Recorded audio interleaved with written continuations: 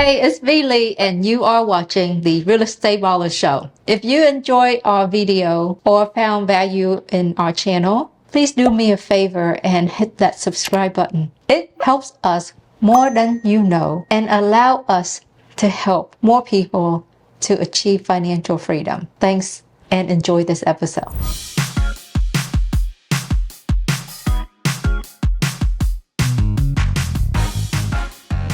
I'm sorry for this interruption. I've been asked a lot about passive investment, and I understand that there is nothing passive about being a landlord unless you can find a great property management company. So if you own an Airbnb, a vacation rental, or a short-term rental, and you are looking to free up your time, contact our team at Buzz Vacation Rentals at 281-549-8432 or check out our website at www.buzzvacationrentals.com. Thank you, and back to the Real Estate Baller Show. This episode is brought to you by Jet Lending. For over 20 years, Jet Lending has been helping real estate investors succeed. They offer 100% financing so you can be in at $0 at closing. I can always count on Jet Lending to fund my deals. If you're looking to fund your next deal, contact our friend over at jetlending.com.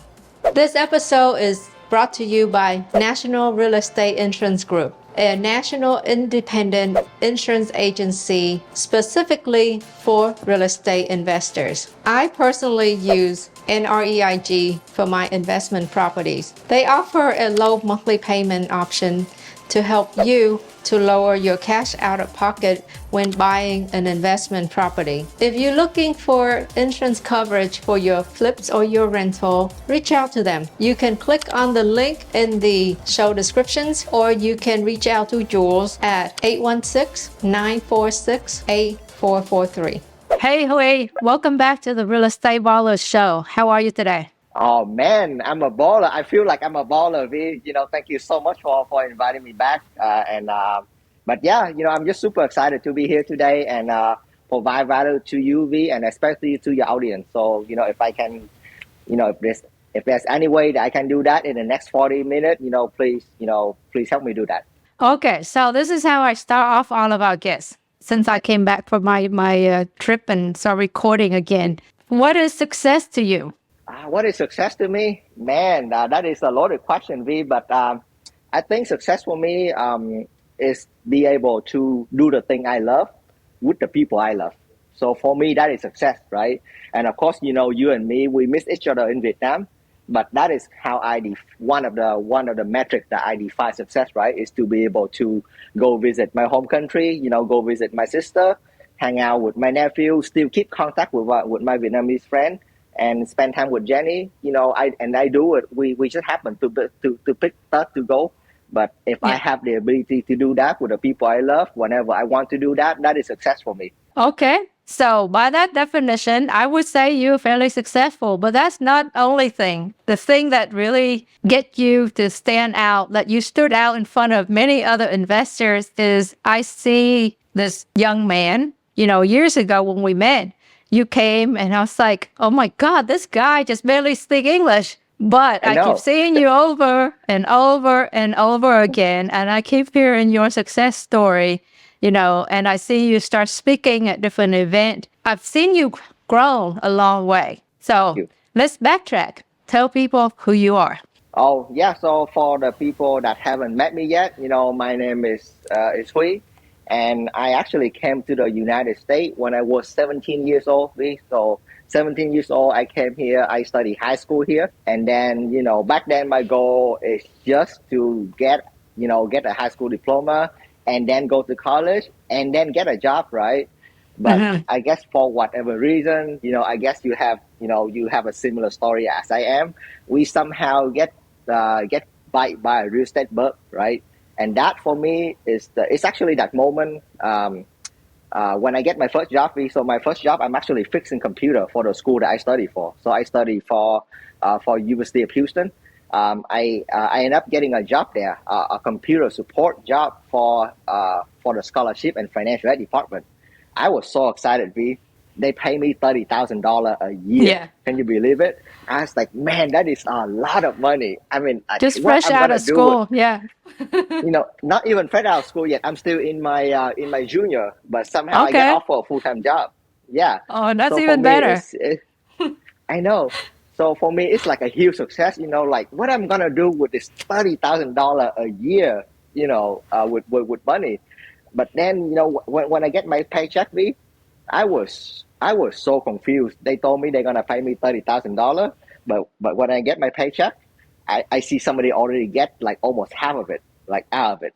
There is this tax, that tax. I'm not trying to get politic here, but as the person who just came from Vietnam, it just shocked me to see that how could somebody legally take out half of your paycheck via like a bunch of tax, and these are the money you working really hard for, right?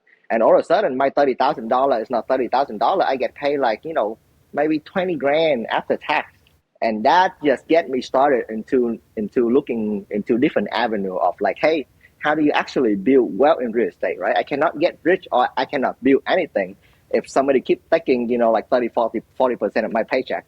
And that's when you come across the book Rich Dad Poor Dad.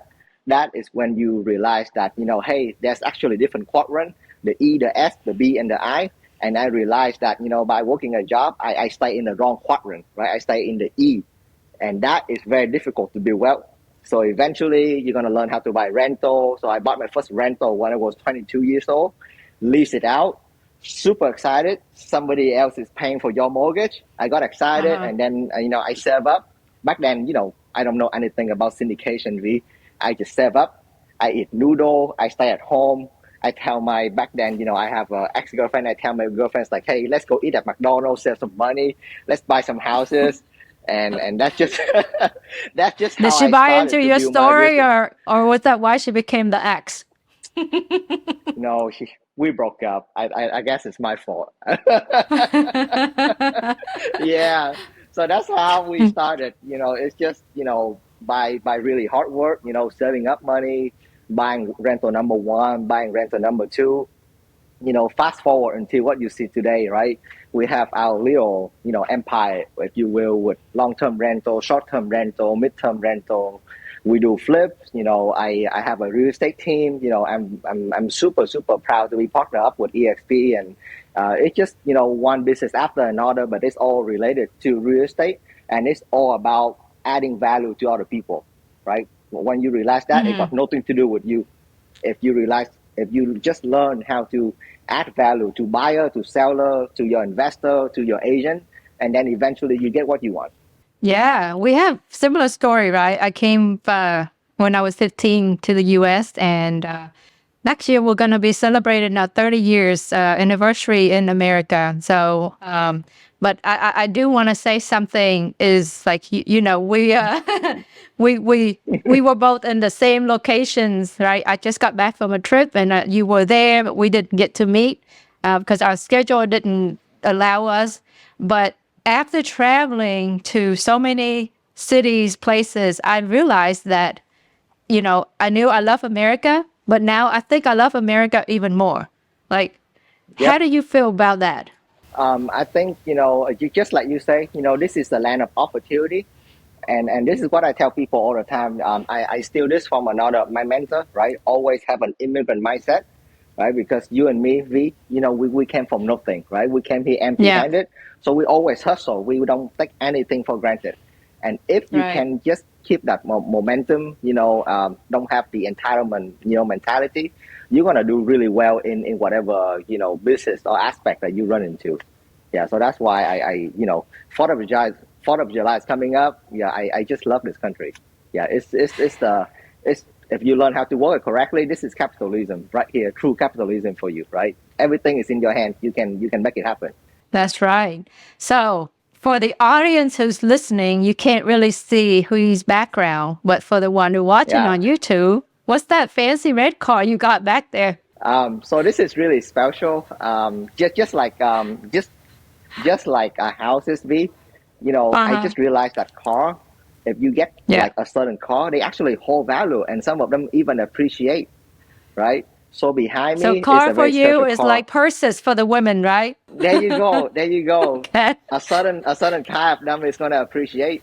So behind me is a 2015 Ferrari 448 Spider, right? This is the last naturally aspirated engine V8 that Ferrari ever made, right?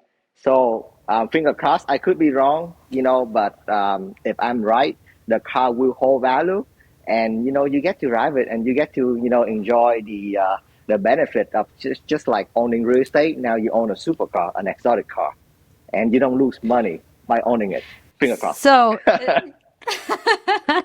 it's so beautiful that, like, okay, so as a young person, you recognize what a disadvantage it was to receive a paycheck, right? To be a Yep. W-2 employee because your money's Yep. already taken out.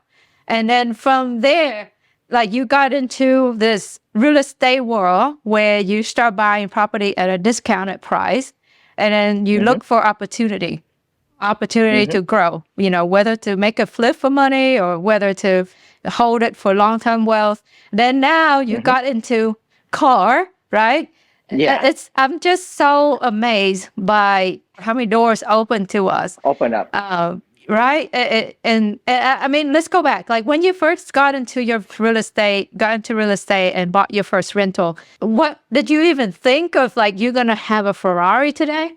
Not to the specific model, but I always Yeah. think of like, hey, one day, I'm gonna have, this is just me that like this is me, the young Huy thinking, right? The Huy 15 years old, 19 years old. Yes. One day I'm gonna ride something like topless, I'm gonna drive it, to the beach, and then I'm gonna ride it, with my super hot model, we're gonna ride it into the sunset, right? So that I was thinking. So I guess, that subconscious, kind of keep you going, if you will. Yeah. So, Hmm. come back to technical a little bit, right? If you keep wandering around and don't know what you are doing, it's very hard for you to get to your goal, right? But when you become a little specific on where you want to go in life, and all of a sudden, like everything you do, from the big thing to a little thing, eventually they're gonna lead you to that destination, if that makes sense. Yes, it does. I think it's like you said, being mindful, being conscious about your actions, There about you what go. to come, right? So that you can recognize the opportunity when it presents itself. Exactly. All right. So talking about success, you are successful. If you were to reflect back and on your time, all of your time in real estate, what is the number one factor, if you can only say one thing, that contribute to your Mm-hmm. success? Of course, there's many factors.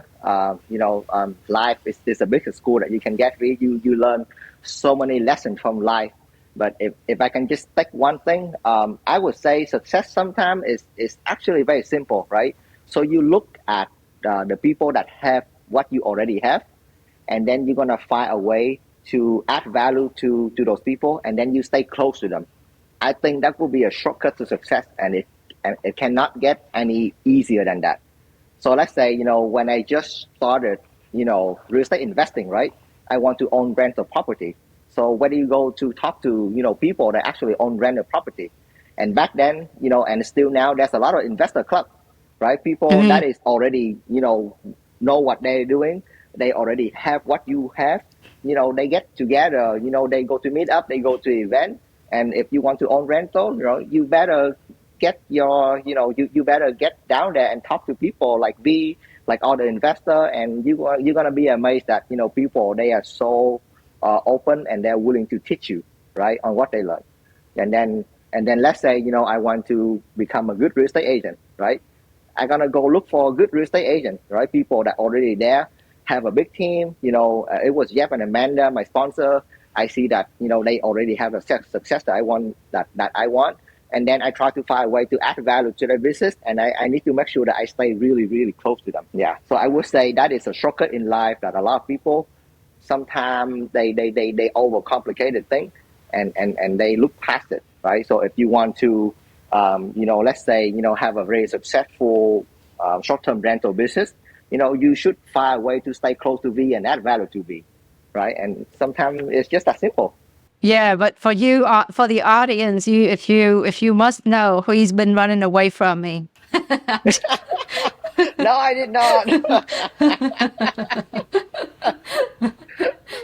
what in your operation today, you obviously Yeah. doing multiple things, right?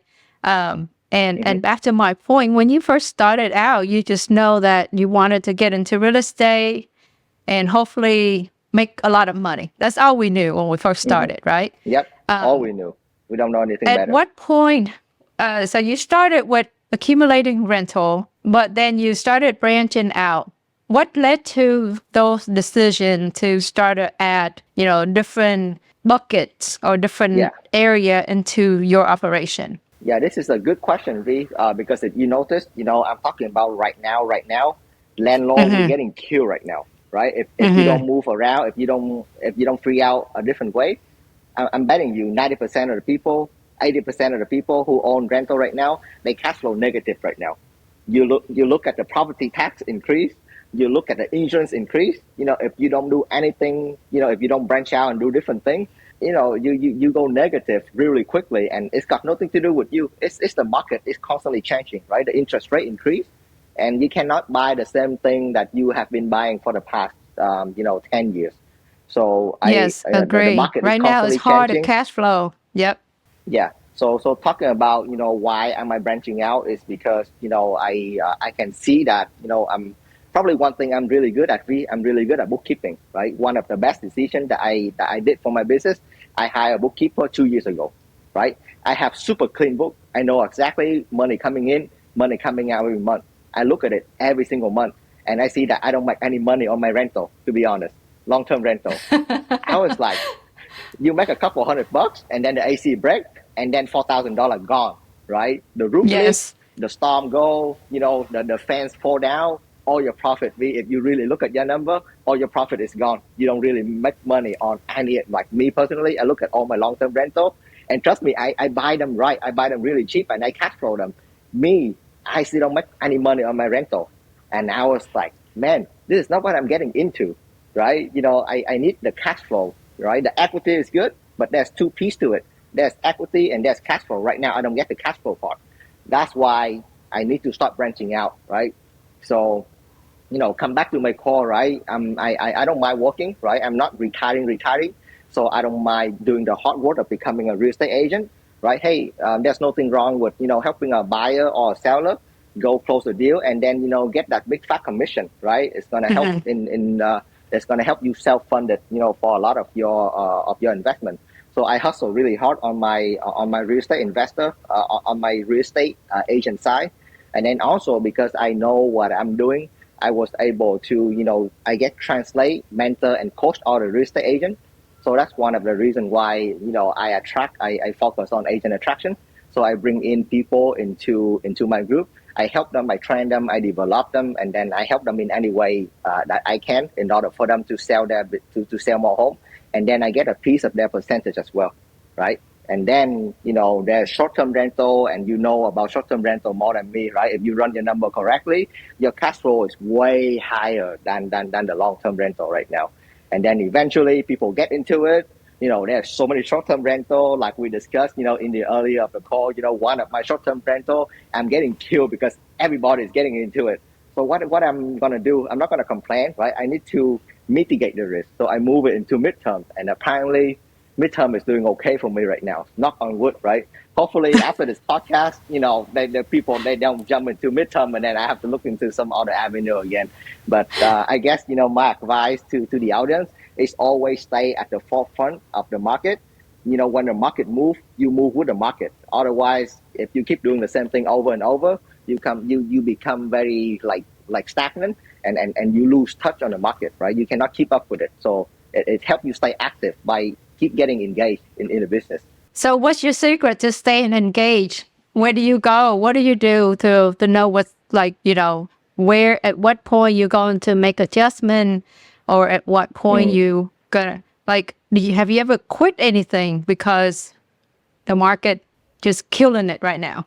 Well, I want to quit on a lot of things. I want to quit on real estate, but I haven't quit yet. So if you don't quit, you can't lose. But think is gonna get hard, trust me. But I'm a number guy, so whenever I make decision, I don't make decision emotionally. Like I love people, I love supporting people, but when it comes to business decision, I look at my book, right, and I look at the number, right. What makes sense right now, right? What can keep my business flowing, and from that, I make a decision.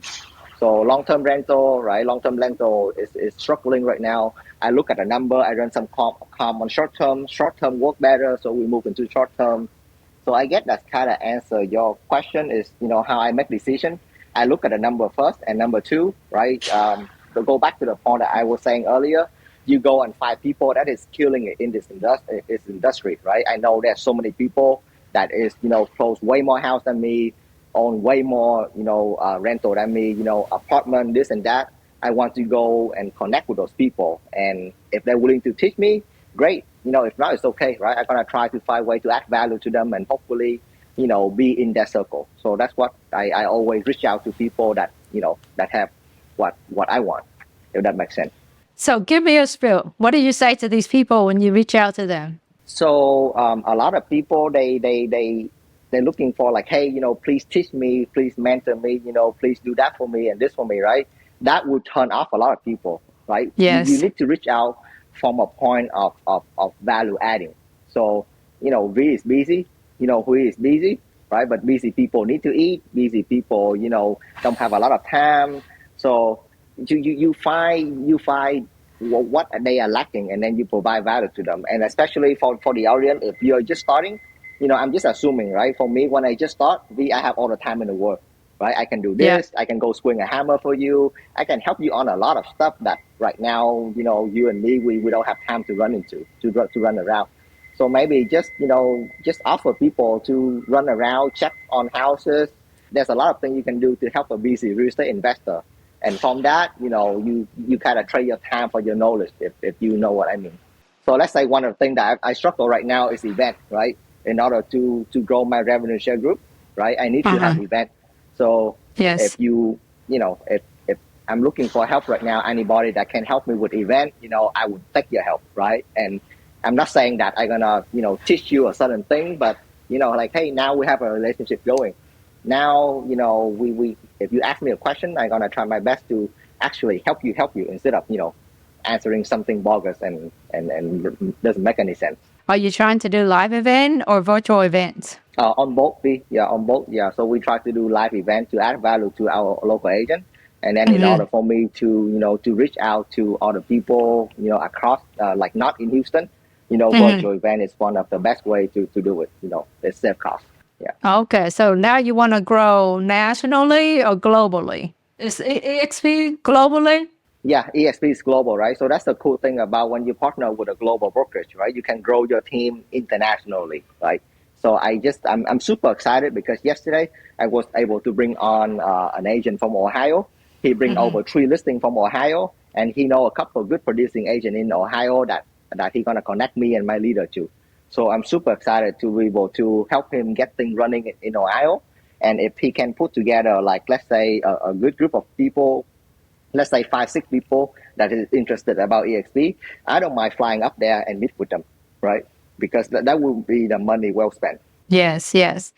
I want to circle back to something you mentioned earlier. You said it very humbly, and I think the audience may not catch the importance of it, or anybody who even want to or consider starting a business or becoming, a business owner. You said you're very good at bookkeeping, and your best decision was hire a bookkeeper 2 years ago.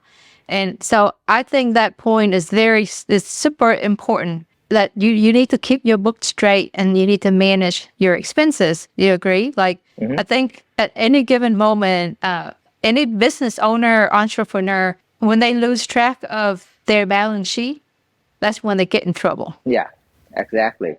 And you don't want to make decisions based on your emotion. That's right. I have a bookkeeper in-house for the same reason, because I want to have access to book at any given moment, right?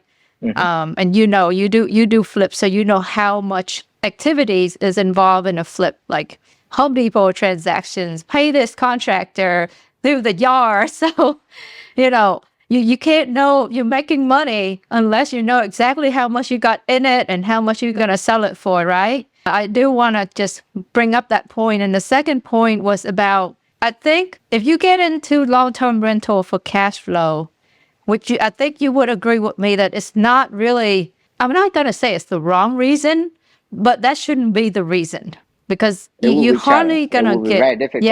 very difficult. And if anyone listening to this podcast say you cash flowing load of money from your rental, we want to learn from you because we both are not good at that. So the rental is what we build so that we can get the tax write-off from our flips, right? And then 10 years from now, when your property appreciate, you can do a cash out refi where you can get tax-free money, or you can sell them and cash out and go retire. Yeah. It's actually, if you since you talk about refinance, this is my refinance right here, right? So one of the house I bought when I was 22 years old. Instead of selling it and pay a lot of tax, I was like, okay, let me just take my money out. It's tax free, and like car payment, 15%. If you go buy a used car right now, 15%, right? Yes. And they only give you 10 years. If you go refinance a house, they're gonna give you 30 years. They're gonna give you 7.5% interest. Yes. And I was like, boom, okay, well, let me get that and go buy the car. Tax free. Yeah, no brainer. No brainer. Yeah. So although the cash flow is low, you still have the equity side of it, right? That's what I love about real estate. You have cash flow, you have equity, right? You can always play with both. I think the beautiful thing also is when you buy it deep enough where you have no cash in it, right? That's made it like exponential. You can't calculate the rate of return on it because you have no money in it. It's infinite. Yes, it's infinite. Because you're a math guy, I don't know if you can, figure that out. But so get back to your operation. You're doing multiple different things. How do you manage your staff, your team? Because every aspect of your business, the flipping, the short-term rental, the building your team in EXP, those things require a different skill set. So how do you manage that? So to your surprise, people think I have a really big team, but really I run my operation very, very lean. So up until this point, I just have, myself, and then on the transaction side, I have a transaction coordinator. And then, recently, so I told you about my second best hire already. My third best hire is an executive assistant, right? A virtual assistant. But I call her the executive assistant because she basically, take a lot of workload off my plate. So let's say, writing contract, helping me with social media, do like a ton of stuff that I'm stuck at, especially paperwork, right? She handle all of that. And people, they like recently, my team, they make fun of me because I have so many subscription. You have no idea. I just like take a moment to look at all my subscription. I mean, it's cheap, but it's still a lot. But I was like, without a subscription, it's gonna be kind of difficult for me to manage my business, right? So let's say for short-term rental, right, you have Price Lab, right, that control your price, and then you have Hospitable, that basically automate all of your messes. And then, I use BombBomb because when I send out an offer, I put myself in the video. I use BombBomb. I use Trello. I have Riverside too. I have StreamYard. It just, I would say like all the subscription and all the technology that if you use it efficiently, it's going to help you streamline your business so much, right? And then you keep your staff really lean and they just have to learn on how to use this technology, this subscription, to help you run the business. Yeah, I have so many subscription fees. It's like a long list. I can give it to you. I can't even think right now.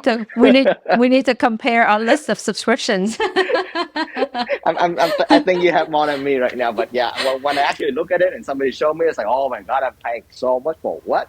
For Netflix? Oh yeah, but Netflix make money, right? My guests need to watch, Netflix on their Airbnb. It's like, okay, it's paid for. Yes, I totally get it because every time I have a meeting with my bookkeeper, to go over the financial, and it's like, what is this one? Can you go in and look at it? And then she go in and this will be like a long list of all these subscriptions that we pay. And I look at them every time. Many. Yes, I get it because I look at them every time. I'm like, okay, well maybe we should cut down. And then I said, no, we need this. Yeah. So there it goes, right? Exactly. So me and you, there you go. But yeah, talking about my staff, you know this already. Like whenever I do something that repetitive, right? I wouldn't make a video, And then I have my virtual assistant or my executive assistant, watch the video, and then we put them in a library, right? So we have a library. We call that the standard operating procedure library. Yeah. So this is how you write contract. This is how you onboard new agent. This is how you congratulate people when they close a deal on Facebook. This is how you do X, Y, and Z. So we have a very long library of standard operating procedure. So let's say if I need to hire an extra staff, they already have, the list of the operating standard procedure that I can plug into, and they can watch the video instead of me doing it. That's amazing. So what is the most successful branch in your operation today? You mean as far as the one that make the most profit, if you mean? It's in terms of your success. If money is what to you the most successful, then we'll go with that. Yeah, money is important, V, but I would tell you the thing that make me joy the most, that make me happy the most, is actually see my agent, my real estate agent in my revenue share group, successful, and a lot of them right now, they make way more money than I am, right? And I'm so proud of that. And that's a saying in the Vietnamese that if the student is better than the teacher, and then the teacher is doing something right. So I think I must have doing something right, because I seeing a lot of success for all the real estate agent, all the real estate investor that I mentor, that I coach, that I partner up.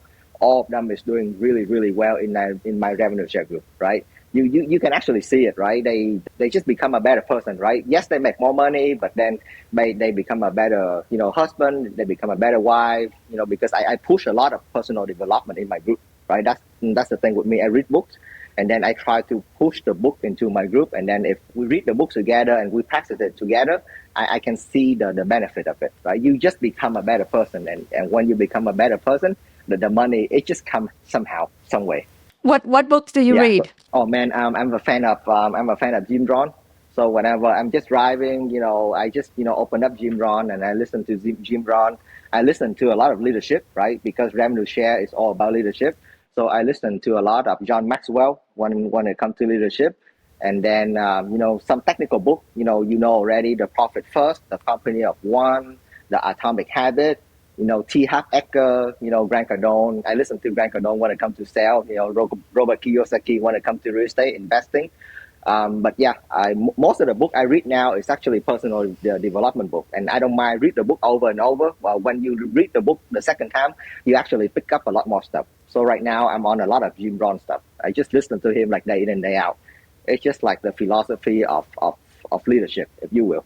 Because if in order for me to create leader, I need to become a better leader. You don't have children yet, right? Something funny. So I don't listen to music in cars anymore. I either drive quiet or I listen to book or podcast. And then my daughter now, who's 11, and obviously she started to listen to music, right? When she was little, then we would do like kid stuff. Now she's older. She's into like all the pop songs. So that's what I have to listen to when she's in the car with me. Now, I mean, I do play book or podcast here and there, we try to balance it out, but balance it out. Yep. Yeah. That's good. Hey, a little music is not going to hurt, right? Whenever I go to like a listing appointment and stuff, before I enter the appointment, I would crank, my favorite jam, and I would listen to it, kind of get the energy up.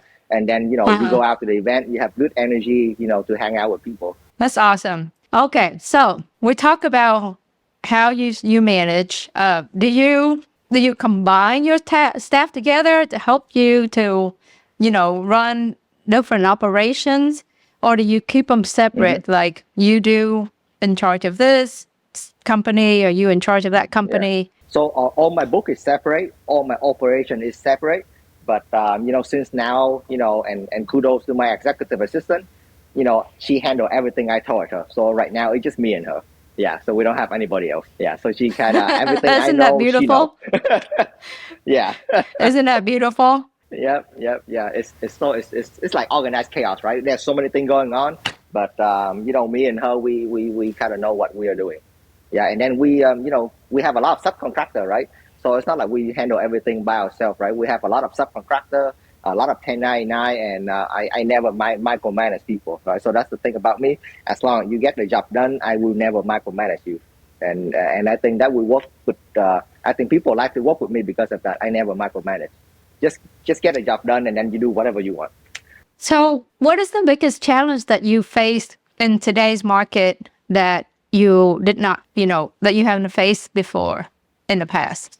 I think the market is constantly changing, right? Especially with the commission lawsuit is coming up. To be honest with you, I have no idea what's going to happen, right?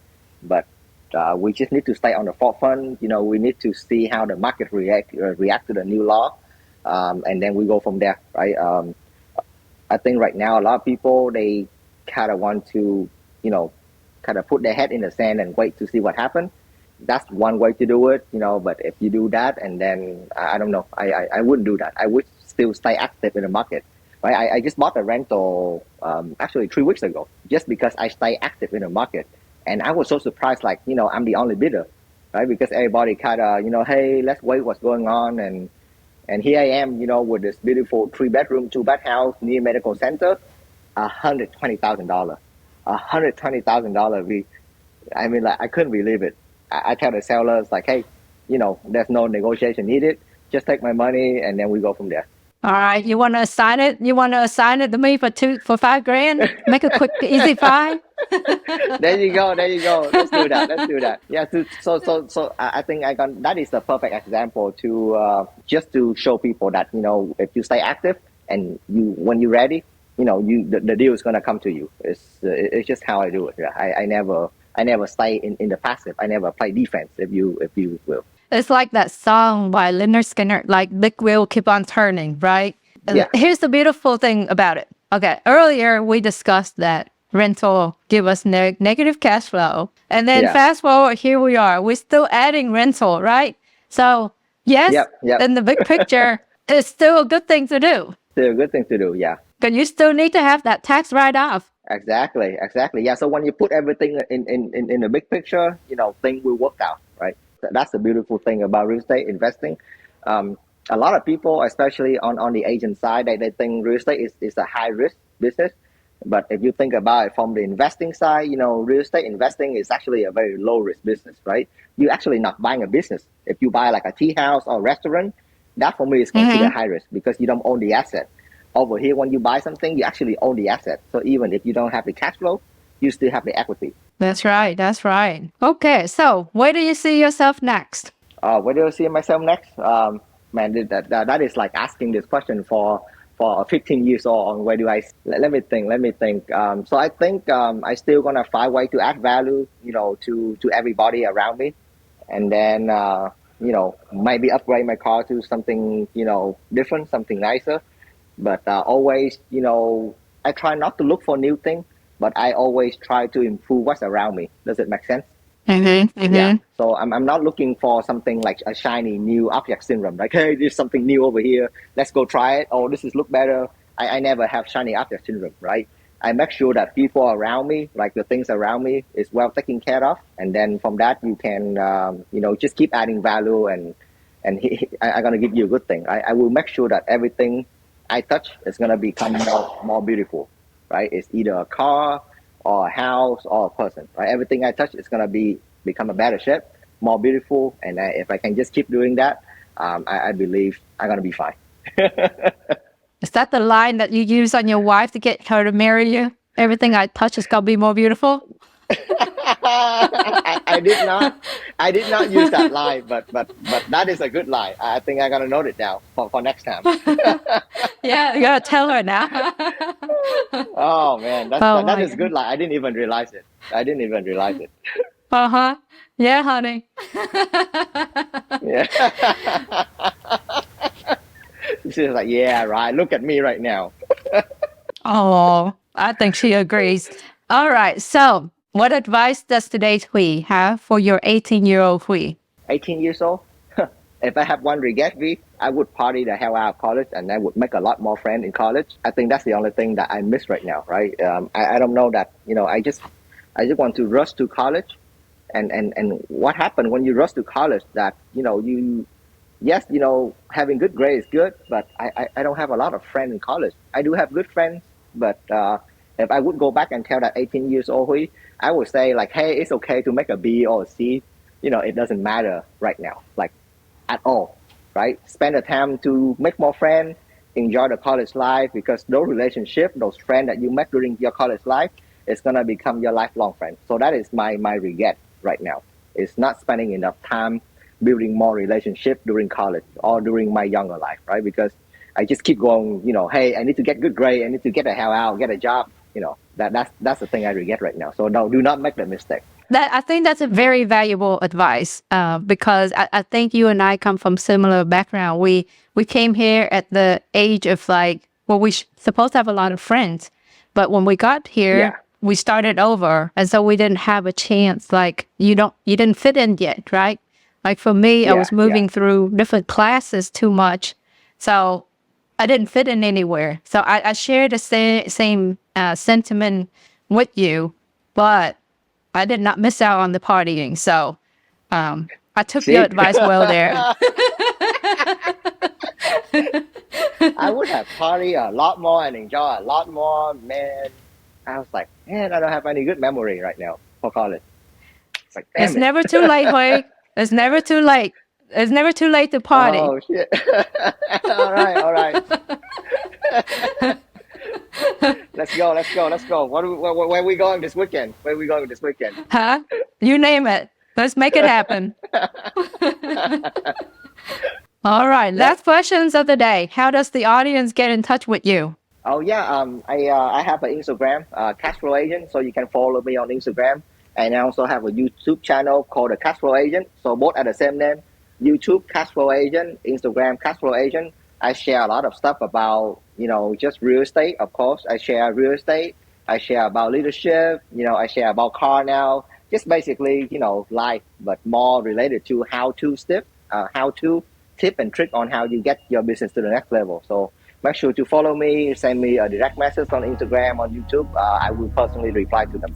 If you enjoyed this video, give it a thumbs up, subscribe to our channel, and hit that notification bell so you never miss an update. By the way, help us out. Leave a comment to help us with the algorithm. We really appreciate it. I really try hard to put content together. So let me know what you want to hear, what you want to learn. Share your journey with us. Love to hear from you. So thanks for watching, and we'll see you in the next video.